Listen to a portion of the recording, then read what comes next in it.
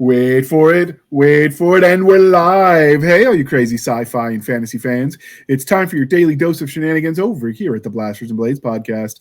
Just a couple of nerdy veterans and one chaos coordinator geeking out over our science fiction passions and fantastical fantasies. A place where magic is king, the sky is the limit, and space is the place. We are the podcast that puts the fun in dysfunction. So without further ado, we're going to let our guest, Mr. Darrin Drader, introduce himself to our listeners and viewers at home. Hi, I'm Darrin Drader. I am an RPG designer, as I'm sure you can tell by my tag here. I've been in the industry for close to 25 years now.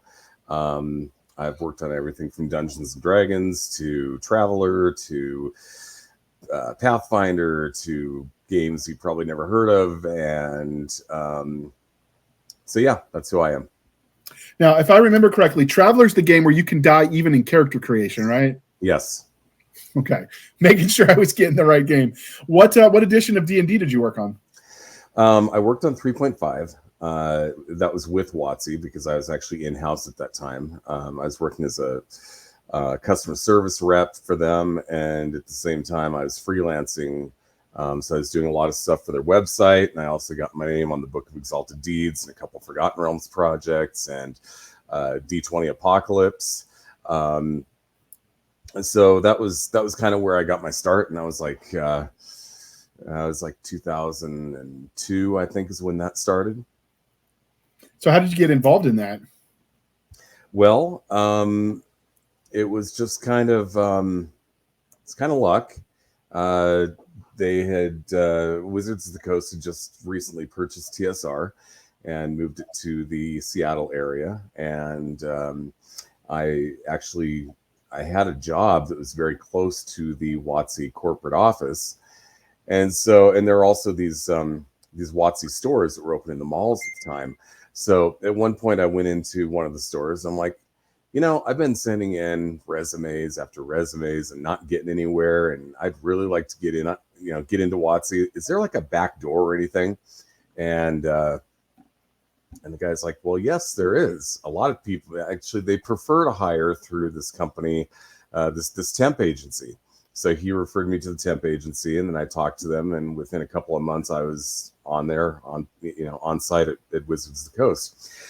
So from there, I went from the official Star Wars fan club, which they were doing at the time. I eventually made it to customer service. I was hired on as a full-time employee. I became the primary D&D point person, which meant I was answering most of the emails that came in, asking rules questions and things like that.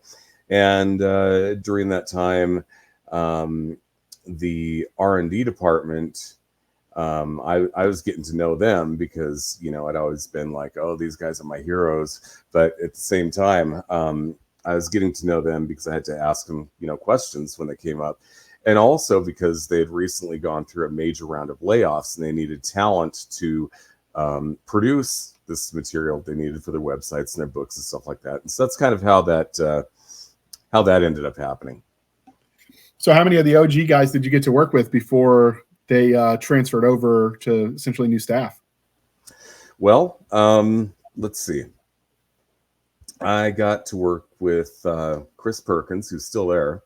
The only one, actually, him and James Wyatt are, to the best of my knowledge, the only ones who are still there from when I was there. I got to work with Ed Stark. And then I also got to meet a lot of people. Jim Butler, who I ended up working with through Bastion Press. Owen Casey Stevens, me and him are tight to this day, even though we had actually met at the launch of the Star Wars RPG through WotC, and he didn't remember it because I was a nobody at that time.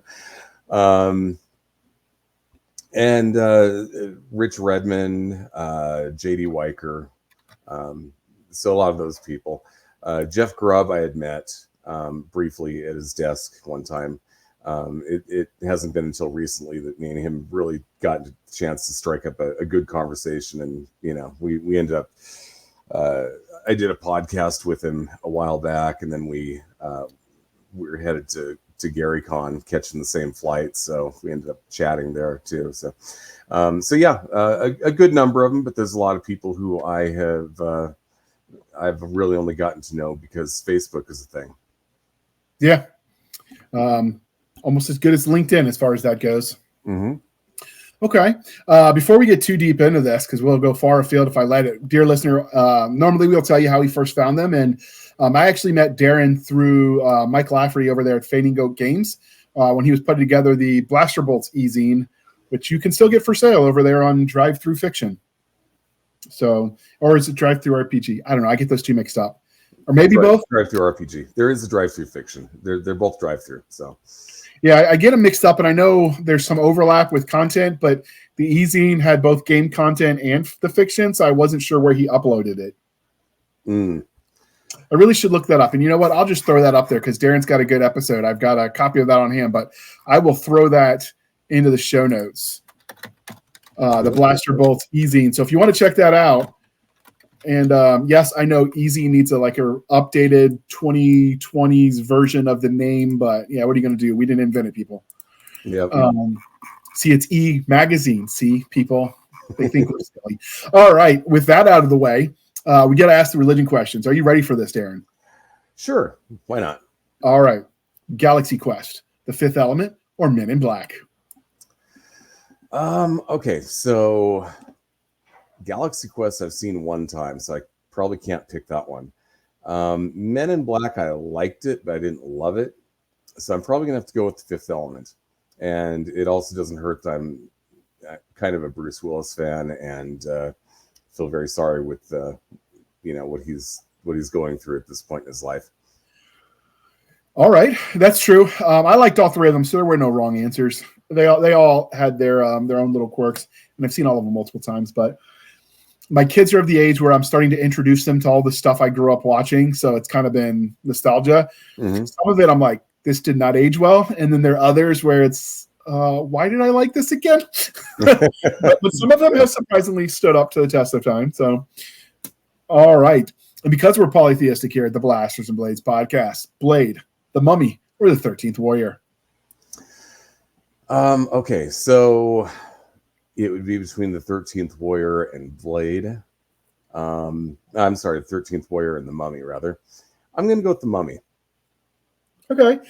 Have you watched all the follow-ons? They did the reboot of the Mummy with, what was it, Tom Cruise. Then they did the Mummy 2. What is it, the Mummy, the Emperor, and the Dragon? So, yeah, I saw the Mummy 2 and 3. I never did watch the Tom Cruise reboot. I think I was thinking about it, but then I didn't hear good things about it. And I also heard that was supposed to be like a lead into this whole monster verse that never happened. So I was like, I don't have time for this. Yeah, the only really complaint I had about the Mummy, the Emperor, the Dragon, is they switched Rachel Weisz as the wife for Maria Bello. And I mean, nothing wrong with Maria, and she's an attractive lady as well, the right age. But I didn't see why you had to change from the original because they had the chemistry. And it was there for the reboot too with Maria, but I don't know, like all things being equal, I prefer that you stick with the same cast where possible for these sequels, you know?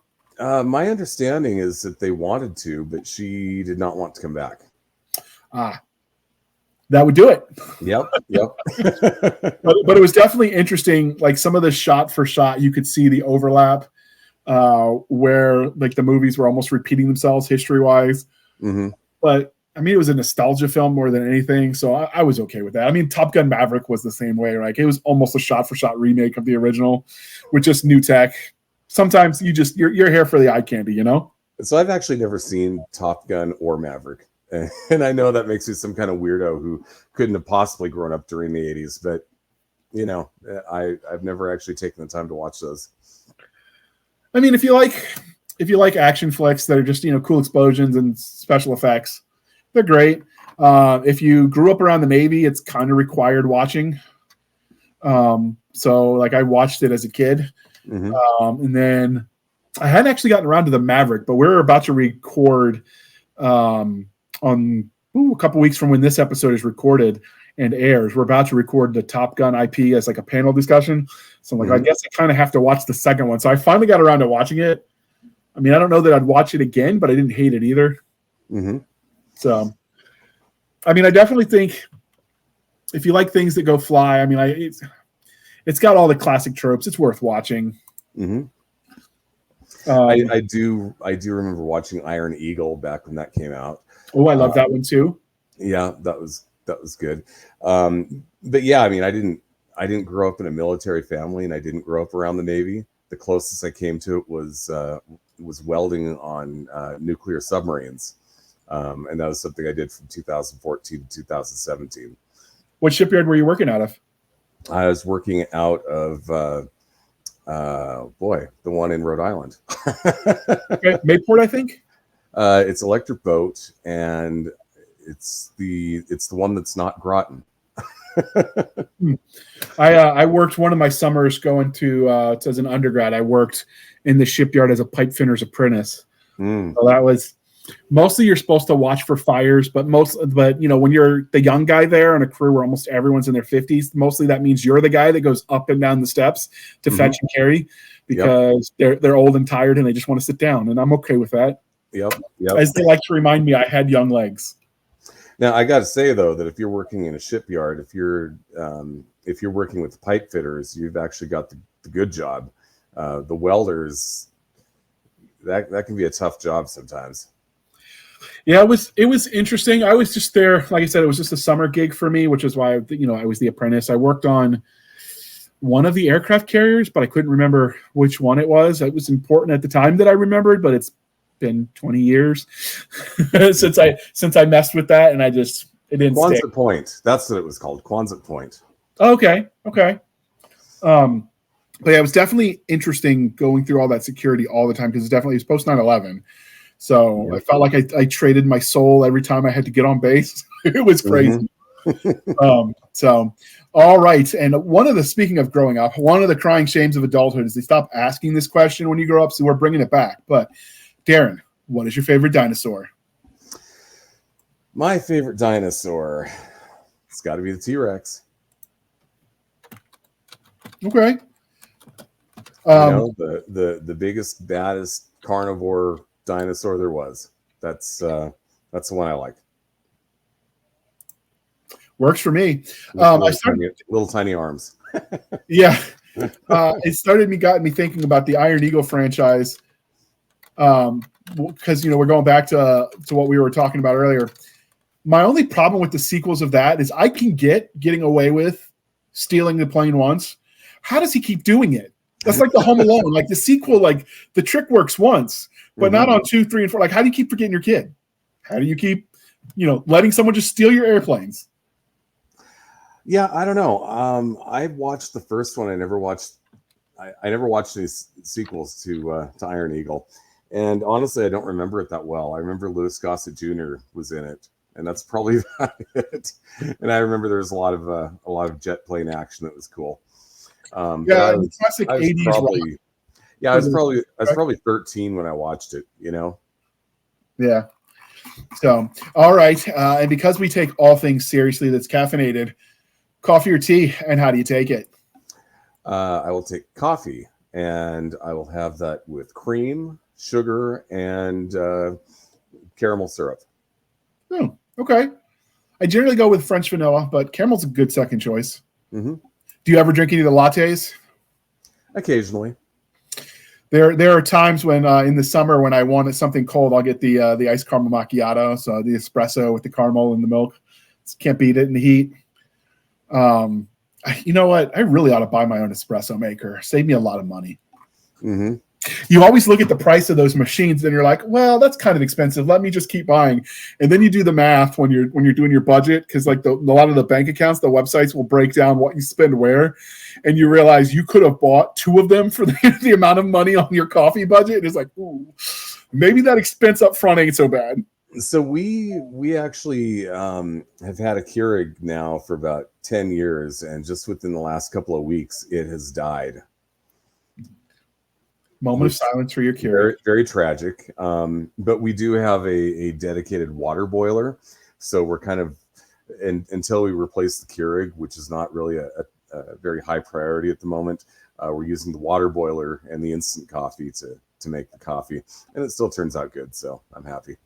But one thing we are not doing is going out there and spending a lot of money going to Starbucks and buying coffee there. No, my jam is I've been doing too much Dunkin'. We don't have Dunkin' here. I thought they were all over America. Dunkin' is amazing, and my wife, who is from New England, misses it daily and laments the fact that we don't have Dunkin' here. But they're actually, at one point, I think they had like maybe as many as 4 locations in Washington State, and since then they've all shut down. And I live in Eastern Washington, so we never had a Dunkin', and we're actually kind of lucky that we've got the 2 Starbucks here in town that we do have. Are you guys in Tim Hortons country too? I know that's up there in the northern of the U.S. I just don't know where exactly. It's a Canadian company, I understand. It's crossed over some. Do we have Tim Hortons here? That's a good question. I don't think we have it here in town. We have Dutch Brothers. We have Thomas Hammer. Dutch Brothers is not bad. Dutch Brothers is awesome. I love Dutch Brothers. Yeah, it's definitely an expensive habit, which is why I limit myself. But the real limiting factor on how much I drink it are the calories of what I like, because doing the calorie counting, it's working, losing weight, but sometimes I miss the food with flavor. I'm not at the point in my life yet where I feel like I need to sacrifice flavor for weight, and maybe I should, but they keep telling me my heart's healthy, so that's all I really care about. Yeah, I just realized, mostly for my health, but kind of let yourself go after you get out of the military. And I'm like, you know what? I wonder if I could get myself where to actually fit back into my dress blues again. Not that I have a reason to put it on. I just want to know that I could. So I've been on the crash diet. Well, not crash diet. I've been on the healthy living train for the last couple of years. I'm down 60 pounds so far. So wow, that's impressive. I'm within 5 pounds of being below 300 for the first time in over a decade. So making progress. Still got about another 100 if I want to get back in my Army days, but I was kind of anorexic looking back then. So I don't know if that's attainable. But it's a fun journey. I'm learning to cook as part of that process. Cause if you, one of the things I learned is when you compare the same exact meal, same portion size and everything, what you get at a restaurant versus the calories of when you make it yourself, like it's almost a third the calories to just make it yourself. Really? And so you eat more. So that's how I justify it, because I like good food. So I just don't always like cooking. So I just need to sell enough books I can hire a personal chef. Now, see, I am extremely lucky because my wife is an amazing cook. She regularly produces restaurant quality food, and I'm not really convinced that the calorie works out, because her stuff is really good. But she goes and spends the money on the the expensive sauces and stuff like that. So I have a feeling that our calorie count's probably higher than what yours is when we make the same food. But it's the butter and stuff like that that'll get you. I limit it sparingly, but by design.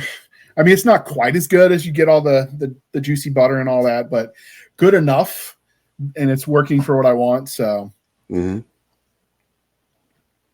So, and the other thing is that, having such a good cook here at home, I don't concern myself at all with portion size. So if it's good, I go back for seconds. Yeah. Pretty I get it. I just tend to cook in bulk, and then I do my seconds is the next meal. So I just do leftovers. But with my head injury, like with the TBI, I don't always feel full or hungry when I'm supposed to. So if I don't precisely measure it out, I can overeat just because I don't feel the sensation like normal people.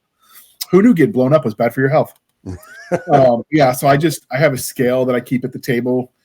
The only time I don't use it is if I'm going out, because it just feels weird to try to measure everything out in public. I just guess then and hope for the best. But anyway, so we brought you here to talk about, I'm going to show the game art. When you came on, you were talking about your story in the RPG that was in the e-zine for Blaster Bolts. but obviously now you've got your own adventure out. So what can you tell us of how the ideas for the rule set and then the game which came first? Okay, so the idea for the rule set is what came first, and this is kind of something that has been percolating in the back of my brain for many years now, which is coming up with a modern D100 system. You can see there, D100 Destiny is what I'm calling the system. That's actually being released under the Orc license that Paizo put out, and there is going to be an SRD available at some point. But the idea was, I've always liked these percentile-based systems. Kind of like Star Frontiers back in the day, except I feel like in many ways Star Frontiers kind of overcomplicated the abilities and the skill system like more than it needed to be. But then at the same time, I also like the simplicity of 5e, particularly the way the combat works and the way that movement works and stuff like that. And so I was like, what if I put them together? And so what we ended up with was this idea of a levelless, classless RPG where you are basically deciding, it's like you purchase your attributes, you purchase your skills, you purchase your special abilities, and that's your character. There's no shoehorning you into a box. There's no pre-planned progression. It's what you want to do. So like I said, this is kind of something that had been percolating in my mind for a while. And last year I decided, well, I had a little bit of time, so I started working on it. And then, as we got closer, I was like, let's marry this with the military adventure genre and put it out on the 4th of July because I'm patriotic like that. I dig it. So what is SRD for those that don't know? System Resource Document. It is the stripped down rules lacking any element of IP. It's basically this is how the system works, and this is what it is. And so, D&D has an SRD, which is freely available, and it's got pretty much everything from your character classes to your skills to your monsters to pretty much everything you need to play the game. It's just not presented in a very pretty format. You're just your basic Word document that's been turned into a PDF, and the idea is that you can reference it, and you can make direct reference to those rules in your own product as a third-party publisher, and you can also copy those rules as long as you give proper attribution, and you can even make variant players handbooks using it as long as you're following the license. And with the OGL fiasco that we had last year, Wizards of the Coast released the SRD into the public domain via the Creative Commons license. And so with certain parts of my RPG here, I didn't take anything directly from it, but some of the rules are very heavily inspired by it. So I don't know. Does that answer the question?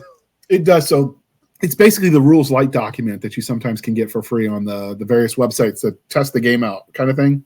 I wouldn't even say rules light. I would say it's the rules. It's the game. What it's lacking is the intellectual property. So, for instance, some of the things that you're not going to find in the SRD that you will find in the rule books, like for D&D, for example, would be your subclasses, because they felt that those weren't that important, and if people needed them, they could actually make their own and release those themselves. The monsters, they'll have a very brief description of what the monster is, but not nearly what you'll find in the monster manual, but all the stats will be there. Things like that. So basically, all the rules are there, but they've stripped out everything that amounts to intellectual property. Okay. And so this is a complete rule set that you created. Mm-hmm. What is the triple D with the dragon logo that is on the? Is that Darrin Drader design? It is. That is my gaming imprint. Okay, just taking a wild guess. What made you go for the dragon as the icon? Well, so this kind of goes back to having an appreciation for old school TSR. They always had the dragon. Well, they didn't always have the dragon. Sometimes, back in the old days, it's just TSR with the letters. But eventually they had the dragon and they had the TSR under it. And so, not wanting to copy them exactly, I was like, well, Darrin Drader Designs, DDD, we'll put the D's together and put a dragon there. So works for me. Kind of an homage. I dig it. So what made the idea of going levelless and classless appeal to you? It's simplicity. It's one of those things that I feel like, getting back to Star Frontiers, it worked really well for Star Frontiers. Now, there's some things that don't work very well for levelless and classless, and that's, like game balance. Like D&D's got a set of guidelines for what you should do to make a balanced encounter for your party. A levelless, classless, skill-based system doesn't have that. So it does require the game master to be a little bit more competent and knowledgeable about the system in order to make encounters that are of appropriate difficulty for the party. But aside from that, what it's going to do for you as a player is you're not shoehorned into a box. You're not the fighter. You're not the rogue. There's special ability options that will give you, they'll give you things that you can do to kind of go in the direction that you want to. So you can end up being the stealth guy, or, you could be the guy, the tank guy who can take all this damage, or the guy who does multiple attacks. Or if your character's been around long enough, you can build it out to have all of those things. It just depends on, how long you've been playing and how many XP your GM is giving you. And so the idea was, pretty much streamlining and putting the character concept in the hands of the player, as opposed to the basic design. It's not high. Your character's development is not hardwired into it like it is with like D&D. Have you seen, because this is going to air on July 3rd, so tomorrow is Captain America Day or Independence Day, whatever. Be sure to leave your cookies out, people. But have you seen the movie The Patriot with Mel Gibson? The Patriot. That might be one of the few Mel Gibson movies I haven't seen.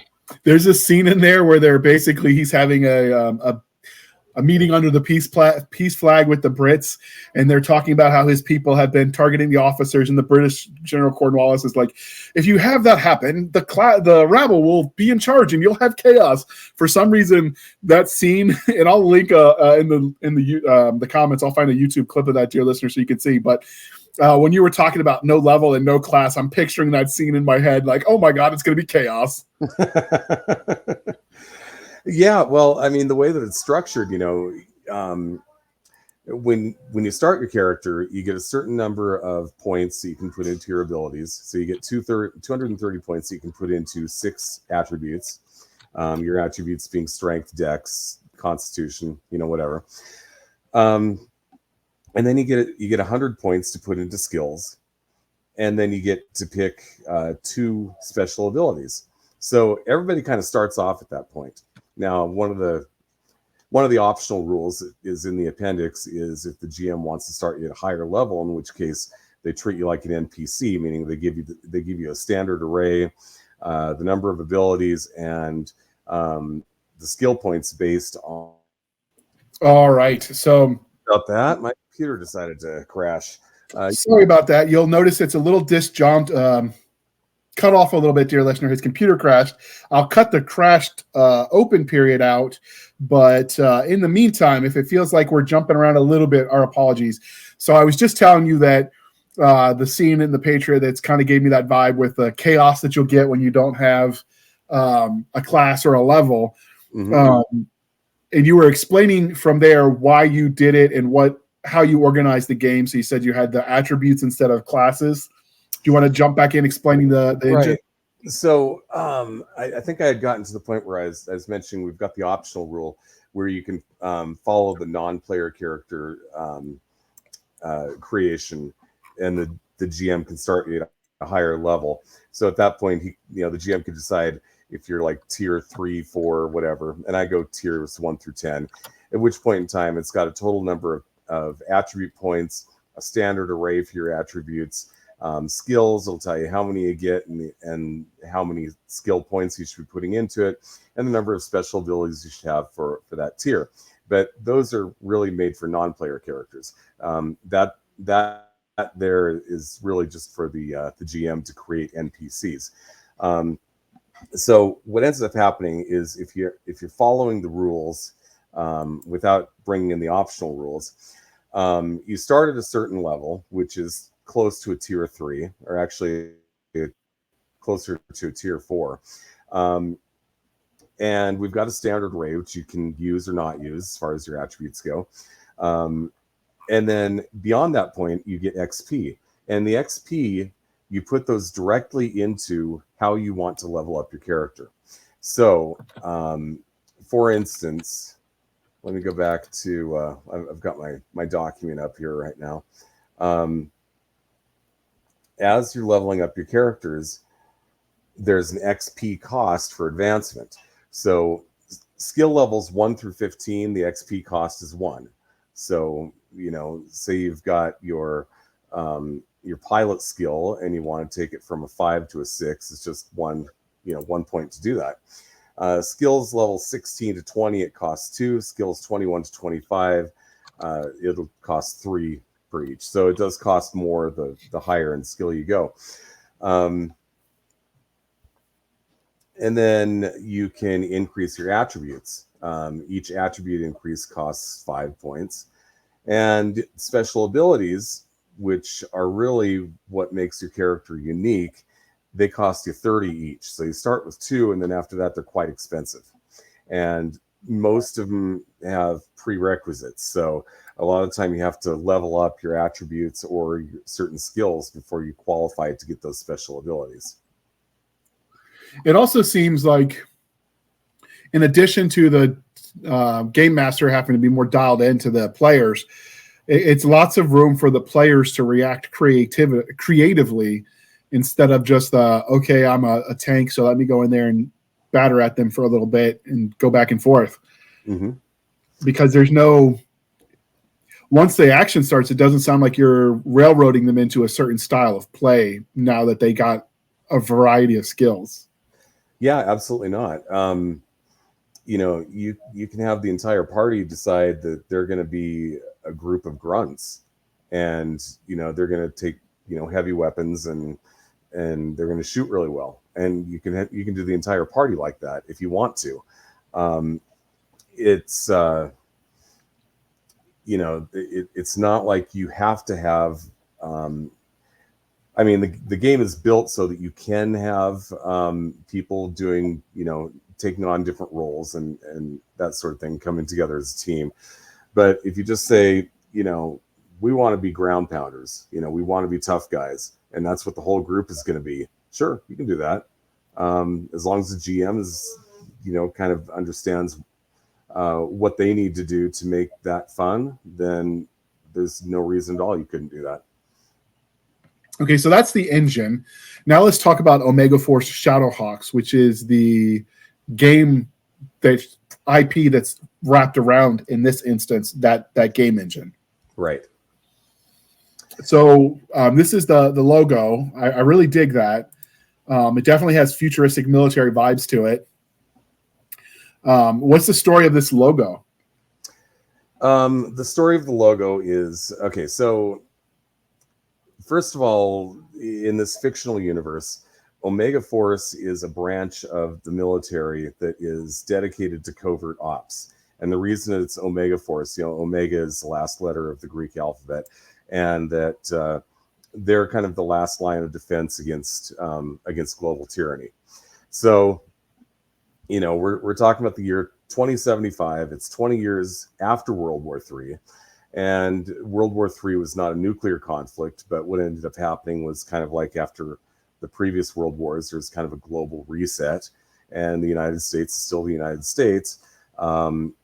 But now we've got this other group called the Red Steel Legion, which is trying to sneak into these areas that were kind of weakened by the war, and make them kind of take them over. They're after global conquest. The guy in charge of that goes by the name of Lord Lazarus, and he is he's a billionaire type. Think Elon Musk. One of the richest guys in the world. He thinks he knows how to make the world perfect, but you have to do it his way. And so because of that, he's built up his own private army, and your job as part of the Shadowhawks is to stop them from taking over the world, basically. What kind of tech is available in this universe? So tech is not that different than what we have today. I wasn't going for a post-apocalyptic, anything. I wasn't going for cyberpunk either. What I was going for is kind of what you can expect today, plus robots. and I admit that even today, robots isn't out of the question. They do exist. So that is a tank that belongs to the Red Steel Legion, and one of the things that I want is that when people buy this game and look at it, I want them to want to buy the toys. Right. So that's a tank, and the Red Steel Legion, they tend to use more colorful equipment, whereas the Shadowhawks are more traditional, army greens and stuff like that. So is there merch available already, or is that just dreaming big and for later?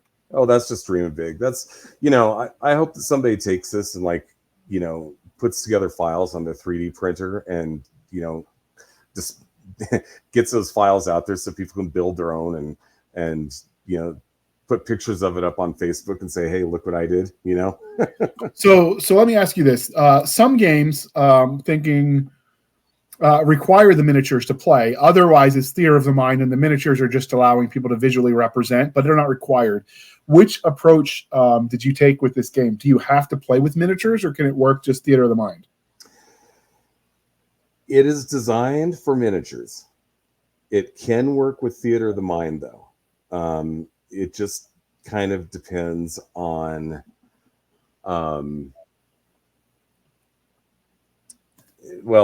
so tactically, it's a lot like D&D, frankly. The way that movement works, the way that things are expressed in squares and stuff like that.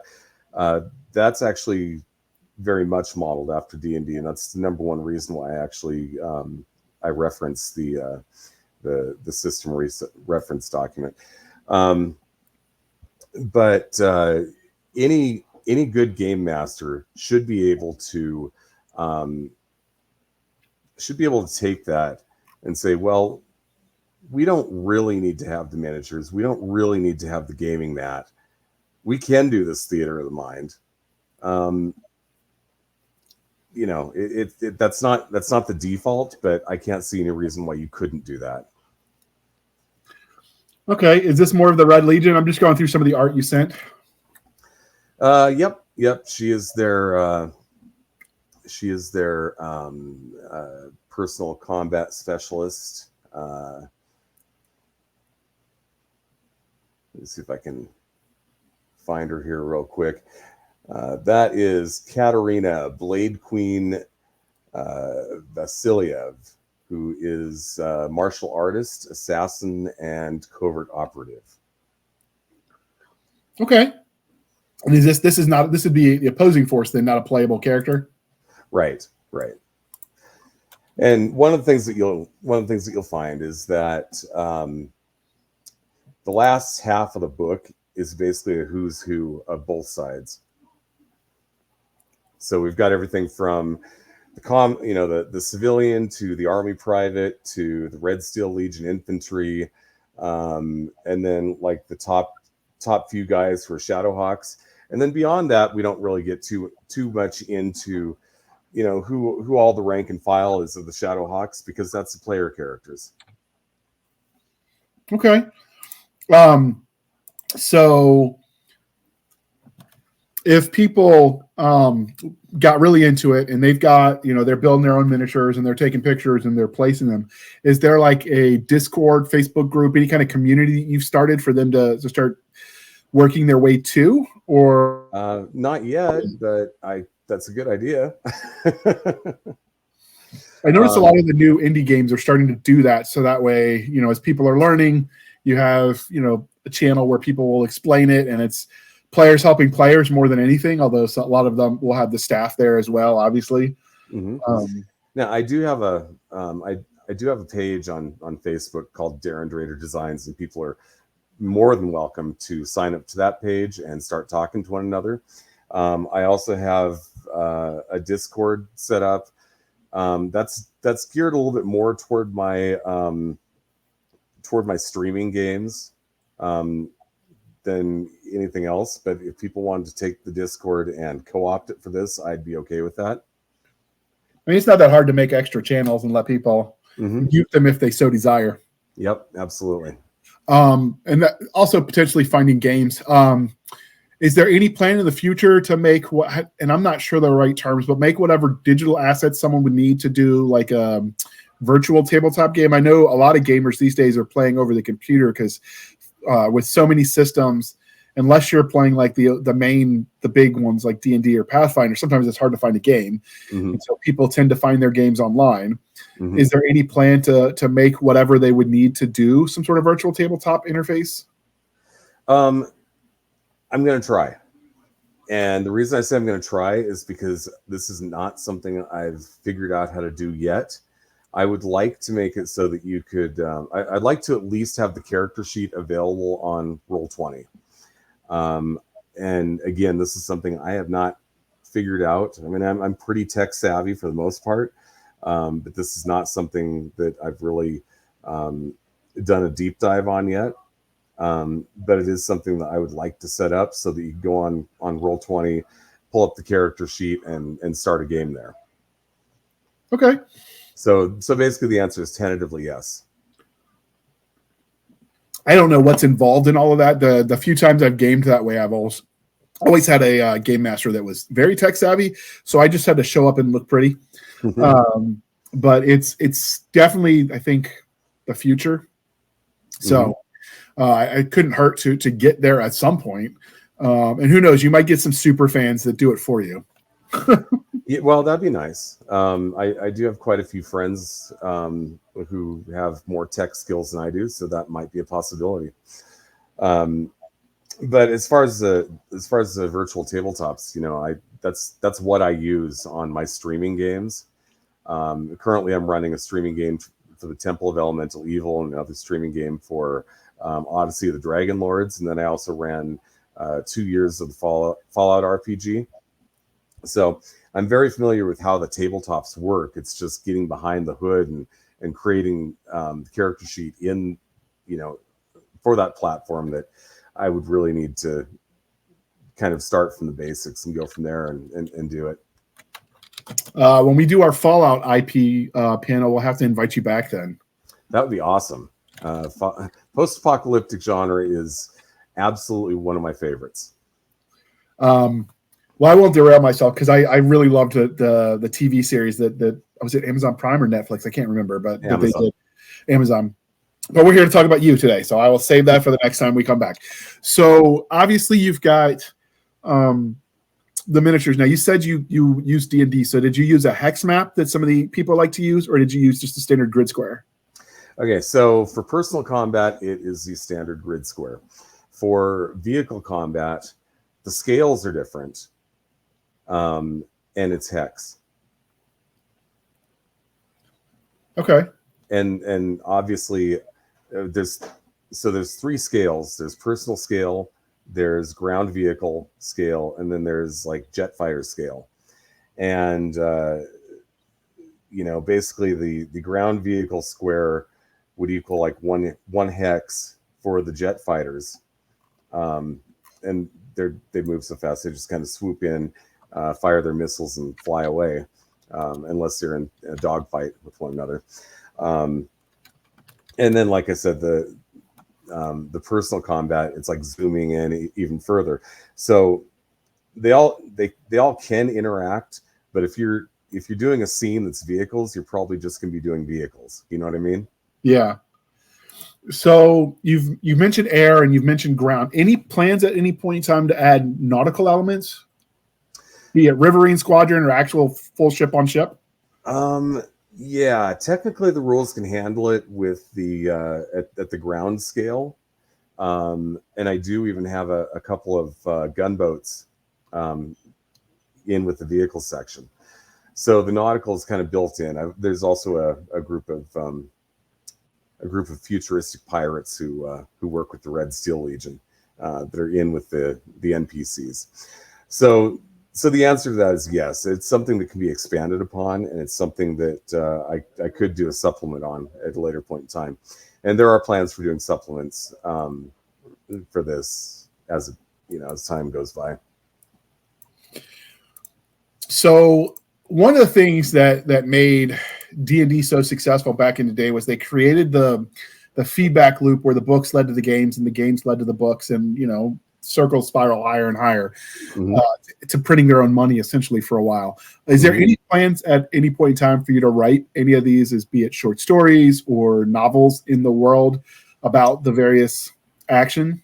Probably not. This is an indie. This is an indie game. I mean, I'm not expecting this to get huge. I think that what I'm kind of foreseeing for this is, I'm gonna release this as my patriotic thing on the 4th of July, and I do have certain people who are already excited about it, so I can guarantee a certain number of sales. And then I'm gonna have some supplements, and then what's probably gonna happen is that instead of expanding the IP and getting bigger and bigger with it, what I'm gonna do is I'm gonna take the system, and the next iteration of the D100 Destiny system is going to be a new game that's going to be post-apocalyptic. So we're going to have a game that's going to, somewhat resemble Gamma World or Fallout, and then eventually after that, there's going to be space opera, and so eventually it's going to be a series of standalone games and the supplements that go with them. So that's kind of what I foresee for what kind of the direction this is going. So it's the engine that's where it's at for you, not necessarily the worlds and such. Right. Now, let's say this just surprises me and takes off. Then sure, maybe there will be some fiction, or let's say that a group of fans comes up and they like it so much they want to write some stuff and they want to publish it.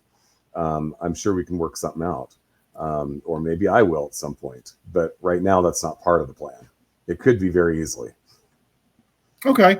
Well, thinking smaller scale, obviously, since we mentioned merch, is there any plans at doing your own line of merch to support this? Because I know for some of it, like with t-shirts and such, I mean, some of the print on demand type companies for merch do allow a level of creativity for indie type content, down to some of them even doing your own design for dice. I've seen that available. Is there any point in the future for your company are you going to be doing that, you think? Well, I know a guy who can design that stuff, but I also know he's very busy, and I've tried my hand at 3D design and I'm just not good at it. Fair. So the answer is no. The answer is, if somebody wants to do this on their own, more power to them. I'd be thrilled about it to see what they come up with and see what they create. But am I going to be taking it and making it available?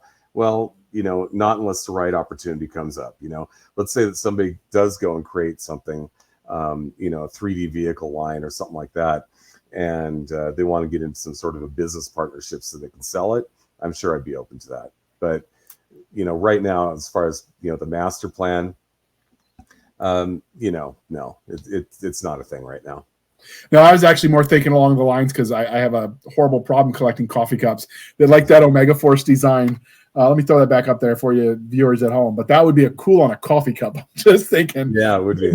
More along the lines of that, where it doesn't really require anything other than you upload a file into, like, I don't know, Teesprings or whatever the other companies are these days.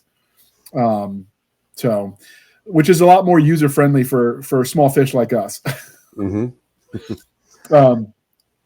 Yeah, so, and hey, I'd be thrilled to have a coffee cup with that logo on there. So. Yeah, it's nice. It stands out. It harkens back to all the stuff from the 80s and 90s we loved, but it still has its own distinct feel. So whoever your artist was, hats off to them. They captured the nostalgia without being just straight copy. Mm-hmm. So did you design that yourself, or did you contract that out? I've got a friend who does some graphic design for me, and so I asked him if he would be willing to take that on, and he was gracious enough to do it. And I asked him if he would like credit for it, and he said, "No, please do not credit me." Fair. I won't ask his name or hers. So right now, obviously, we're recording this before the link is live, so I can't check. Is this going to be only a digital file, or are they going to be able to get like hardback or print copies of this as well?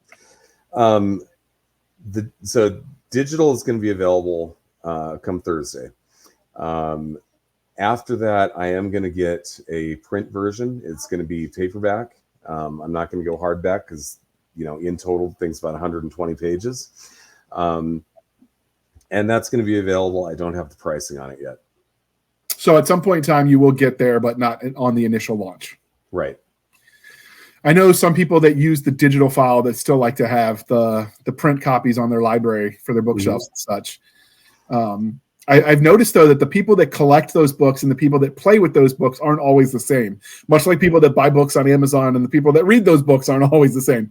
I'm kind of got that addiction. I realize I buy books more than I always have time to read them. Because someday. Yeah, I mean, frankly, I've got a lot more games than I've ever run and ever will run. So, yeah, I know what you're saying. I think I've got a little bit of that myself. So you've got the initial rule set, you've got the Omegaforce Shadowhawks. What can you tell us about Shadowhawk, and why is that the name of this particular module? Okay, so as I mentioned, Omegaforce is the secret branch of the military, which is the last line of defense against global tyranny.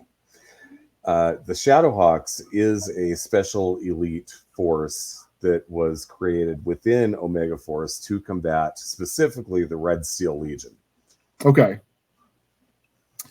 And so that's why when, if you're looking for a way to refer to the game in shorthand, call it Shadowhawks, not Omegaforce. Absolutely. So what other modules are you planning out so far? Do you know yet, or just that they're going to come at some point? Well, I mean, there's one thing I'm planning on doing initially. I wanted to have an adventure packaged in with this, and didn't have the time to put that together before launch date. So I'm going to put together an adventure, and I'm going to put that one up for free. It's going to be short, but anybody who buys the rule book can can get the adventure. It won't cost them anything. And then beyond that, I'd like to do just a series of short supplements that are going to be very, very inexpensive, like probably $2 a piece. I might do one on animals, like, alligators, crocodiles, horses, eagles, things that could potentially be used in a military adventure setting.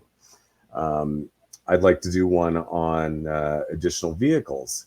For example, one thing that I found out recently was that the Air Force has recently commissioned the company that builds crop dusters to do a military tricked out crop duster. They've ordered, I think I read something like 40 of these, something like that, so they can go out there and do reconnaissance missions. And of course, they'll be outfitted to defend themselves. But the whole idea is to to use those to combat global terrorism. And so I'd kind of like to take that idea and put that into a supplement along with other vehicles that didn't get done in the core book. Okay. So the supplement at some point in time, then potentially you could do a hardback version where once you move on to the post-apoc or the space opera, at some point in time you could bundle all of the Omegaforce together and then all of the Fallout but totally not Fallout together and all the various versions of it. Potentially, yeah. I dig a hardcover collection. I don't know. It's just it's a thing. I collect them. Mm-hmm. So what rate? So obviously this is going live on the 3rd of July. How quickly do you plan on releasing the supplemental stuff? It's going to be as I can get to it, frankly, because okay. I'm a full-time game designer. I'm a freelancer. So basically my ability to work on Shadowhawks is determined a lot by the projects I'm doing for other people and how much time I have off in between projects. So, if I get done with one project and then I've got another one coming up, it's not as long or something, and I can squeeze in a couple of weeks to work on something, then I can put together a supplement and put it up for sale. If I've got like 2 or 3 big projects back to back, it's not going to be for a while, So it just kind of depends on how my schedule works out. Okay. So we mentioned this is a D100 system. So obviously you either need percentile dice or a D100, but what other dice would you need? You just need the 10-siders. Okay. So, you've got the 10-siders and all of your so skill checks and combat, unarmed combat, weapons combat, that all boils down to a skill check. So you just need the 2d10 for that. And then as far as the damage goes, the damage is expressed as a number of d10s, which ranges anywhere from 1d10 to, I think on the top end, it's like 7d10. And that's for heavy weapons. So that's all you need is the d10s. Okay. Is at any point in time, are you going to be licensing your engine, your D100 system engine? It's being released under the ORC license. So what that means, it's an open system from day one. Oh, okay. So anybody could take this and, take the engine that I built, strip out the IP, even before I put the system reference document out there. They could strip out the IP, take the core game, and do whatever the heck they want with it, and I'm A-okay with that. What made you decide to do that? Because there's definitely contention between those who do and those who don't. The digital rights management, all that stuff is often go back and forth on what the right answer is. What made you decide to take the more, I don't know, loose defense of the concept approach? I am a strong proponent of open gaming. Okay. And the reason I am is because I didn't really get into game design until the OGL became a thing. Around the 2000 with the release of Dungeons and Dragons 3rd edition. If it wasn't for the OGL, I probably wouldn't be a game designer today. So I am, strongly in favor of, those doors were open for me. I want to leave those doors open for other people who want to do this. That makes sense. Respectable. I was just curious. So obviously this is going live. Is it going to be available just on the drive-through RPG, or are you going to be selling the digital file on Amazon, Barnes and Noble, all the other fine book retailers? Digitally, it's going to be exclusive to drive-through. As for the print, I haven't decided yet whether or not I'm going to put it up on Lulu as well. I might do that, but it'd be just another print-on-demand option if I did. Otherwise, drive-through RPG is still the primary outlet for it. Okay. We will link to that in the show notes. So Was there anything about the D100 system or the Omegaforce Shadowhawks that we didn't talk about? I feel like we've covered it, but I just want to make sure before we wrap this up. Well, can you bring the character sheet back up? Absolutely.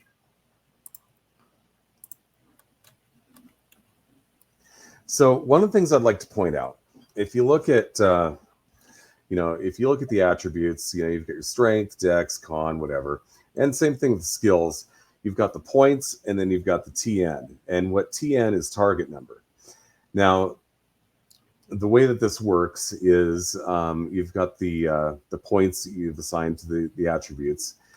The TN is 100 minus that number.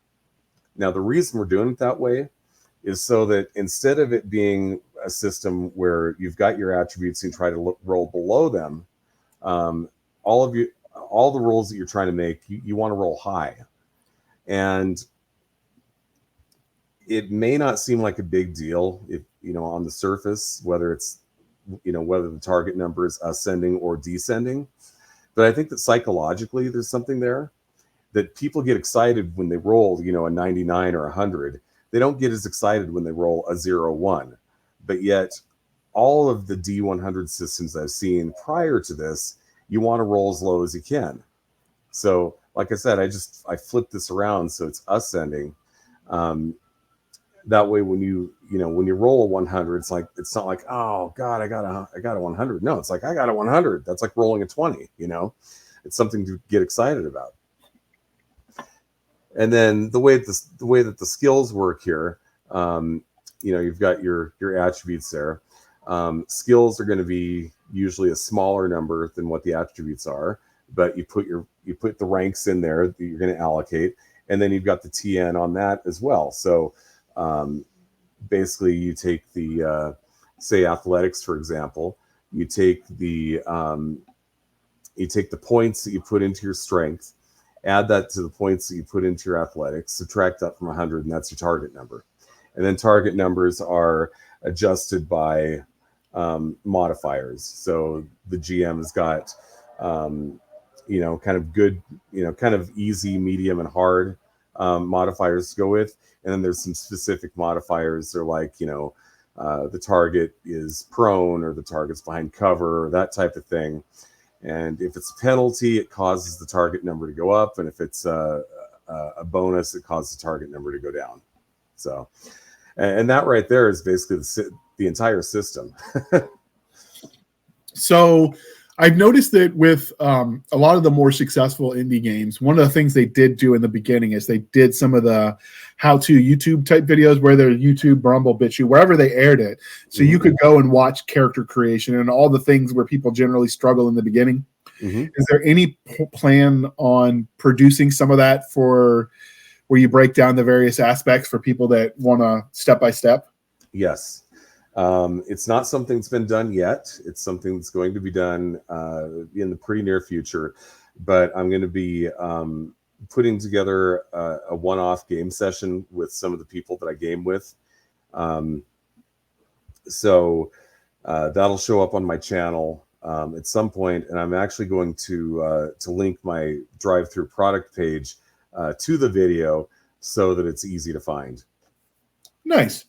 I know some people, because I've got a few gamers in my family that are also dyslexic, so sometimes watching the video is definitely when we game and I can send them a link, watch this, that sometimes can be as helpful and allows you to have, I don't want to say more inclusive because that word gets overused these days, but more I don't know, you can get a wider audience of people that might not normally be interested if you can teach it in a way that you can meet them where they are, Oh yeah, absolutely. Like when I was trying to wrap my head around the 2D20 system from Modiphius when I got the Fallout RPG, I looked at the book and I thought the book looks cool and everything, but I'm having a hard time figuring out how this all comes together as a system and how it plays. And so what I did is I got on YouTube and I found a group that was actually playing the system, and it became very, very obvious by watching a couple sessions how it works.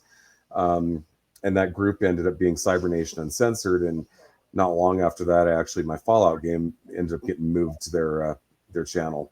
But that's neither here nor there. So one of the things I have noticed some of the games, it's like cookbooks that require you to already be a chef, so you already know what some of the words mean, some of the insider lingo. Mm-hmm. Sometimes with games, you can get that too, where the barrier to entry is you don't know, like the shorthand that most gamers would know, you might not as a new player.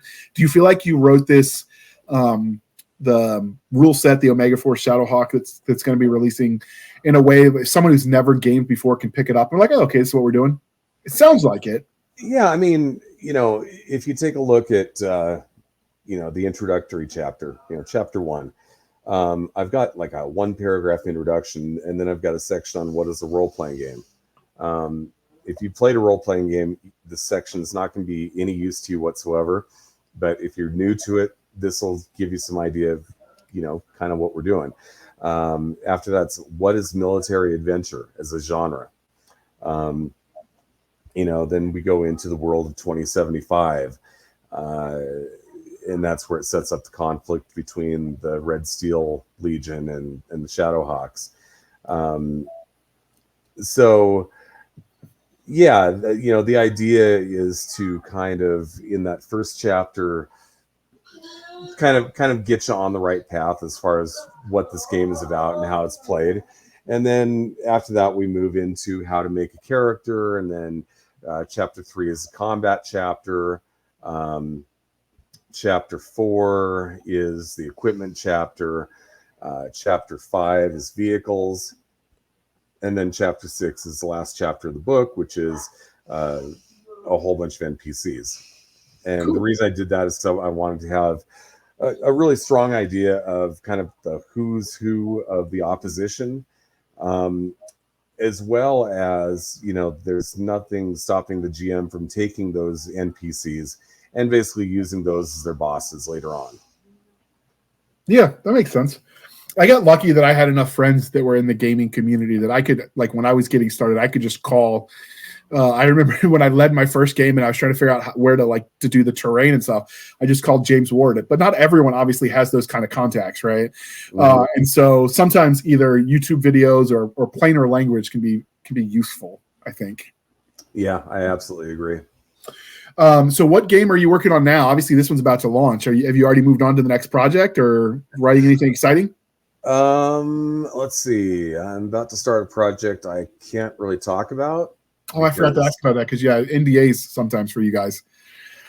Yeah, so that's a thing. This is I will say this is somebody that has run a Kickstarter and they need some additional material written for that game that they kickstarted. So I'll be doing something along those lines. And I can also say it's an adventure because I'm not telling you specifically who it is or what it's about. Right. I can also tell you that just 2 days ago, Mongoose Traveler Bounty Hunter released. And that's something that I worked on about a year and a half ago. And last I checked, that was #1 seller at Drive-Thru-RPG. So that was kind of cool. But I was the lead designer on that book, so that's something I can talk about, and I'm kind of proud of it. So yeah, as far as my upcoming plans, I think the one thing I can definitely talk about is converting this this deep Destiny system to post-apocalyptic system. It's going to need more systems within the rules.